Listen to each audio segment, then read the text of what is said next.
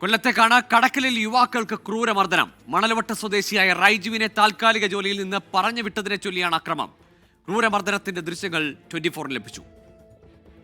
അപ്പൊ ഹോട്ടലിൽ പുള്ളിക്കാരനാണ് സ്ഥിരമായിട്ട് ജോലിക്ക് നിന്നത്. പുള്ളിക്കാരൻ എവിടെ പോയ ദിവസം 10 ദിവസത്തേക്ക് ലീവിന് വിളിച്ചാണ്.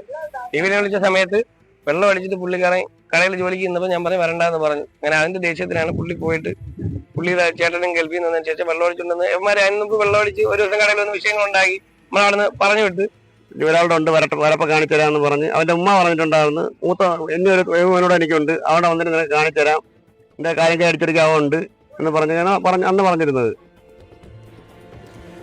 അരുൺ രാജ് ചേരുന്നുണ്ട് കൊല്ലത്ത് നിന്ന് വിശദാംശങ്ങളുമായി. അരുൺ, അതിക്രൂരമായ മർദ്ദനമെന്നാണ് ദൃശ്യങ്ങൾ അത് മനസ്സിലാക്കുന്നത്. പ്രേക്ഷകരെ കാണിച്ചു കൊടുക്കാൻ പോലും കഴിയാത്ത തരത്തിലുള്ള ദൃശ്യങ്ങളാണ്. എന്താണ് സംഭവിച്ചത്?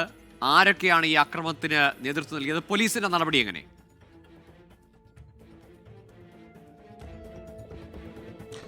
ഗൂഗിൾ, ഈ അക്രമത്തിനുള്ള കാര്യമാണ് ഏറ്റവും നിസ്സാരം.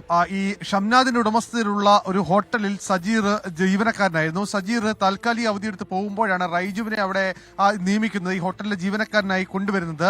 ഇതിനുശേഷം സജീർ തിരിച്ചു വന്നപ്പോൾ റൈജുവിനെ ഷംനാദ് പറഞ്ഞു വിടുകയും ചെയ്തു. ഇതാണ് ഈ പ്രശ്നങ്ങളുടെ തുടക്കം. ഇതേ ചൊല്ലിയാണ് റൈജുവും റൈജുവിന്റെ സഹോദരനായ റിജുവും കൂടി ആദ്യഘട്ടത്തിൽ ചോദ്യം ചെയ്യാൻ എത്തുന്നത്. തുടർന്ന് കഴിഞ്ഞ ദിവസം രാത്രി, ഇന്നലെ രാത്രിയാണ് ഈ വിശ്രമ കേന്ദ്രത്തിൽ ഇരിക്കുകയായിരുന്ന ഈ ഷംനാദിനെയും സജീറിനെയും ഈ മൂന്നംഗ സംഘം, ഈ റൈജുവിനും റിജുവും അതും അടങ്ങുന്ന മൂന്നംഗ സംഘം ഈ വിശ്രമ കേന്ദ്രത്തിൽ കയറി അതിക്രൂരമായി മർദ്ദിച്ചത്. ഈ മർദ്ദനത്തിന്റെ ദൃശ്യങ്ങൾ നമുക്ക് പ്രേക്ഷകരെ കാണിച്ചു കൊടുക്കാൻ കഴിയില്ല, അത്രത്തോളം ക്രൂരമായ മർദ്ദനമായിരുന്നു. തുണിയിൽ ബിയർ കുപ്പി ചുറ്റി കമ്പിപ്പാര കൊണ്ട് വന്ന ഈ ഇരുവരെയും അതിക്രൂരമായ രീതിയിൽ മർദ്ദിക്കുകയായിരുന്നു. പിന്നീട് നാട്ടുകാരടക്കം ഇടപെട്ടിട്ടാണ് ഇരുവരെയും പിടിച്ചു മാറ്റിയത്. ഈ സംഭവത്തിന് പിന്നാലെ ഈ പ്രതികൾ ഒളിവിൽ പോയിട്ടുണ്ട് എന്നുള്ളതാണ് നിലവിൽ കടക്കൽ പോലീസ് വ്യക്തമാക്കുന്ന വിവരം. എന്തായാലും പ്രതികൾക്കായി അന്വേഷണം ഊർജിതമാണ്.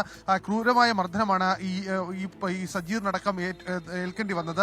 മെഡിക്കൽ കോളേജിലടക്കം ഇവർ ചികിത്സ തേടുകയും ചെയ്തു. എന്തായാലും സംഭവത്തിൽ അന്വേഷണം ഊർജിതമാക്കിയിട്ടുണ്ട് എന്നുള്ളതാണ് കടക്കൽ പോലീസ് നിലവിൽ അറിയിക്കുന്നത്. ശരി, 10 ദിവസത്തേക്ക് ജോലിയിലെടുത്തു, അതിനുശേഷം അത് കഴിഞ്ഞു പൊക്കോളാൻ പറഞ്ഞതിന്റെ വൈരാഗ്യമാണ്. ഏതായാലും 3 പേർ ചേർന്ന് അതിക്രൂരമായി 2 പേരെ മർദ്ദിച്ചിരിക്കുകയാണ്. അതും ആയുധങ്ങളടക്കം ഉപയോഗിച്ചുകൊണ്ടുള്ള മർദ്ദനമാണ്. പ്രതികൾക്കായുള്ള തെരച്ചിലാണ് പോലീസ്. അരുൺ രാജാണ് വിശദാംശങ്ങൾ നൽകിയത്.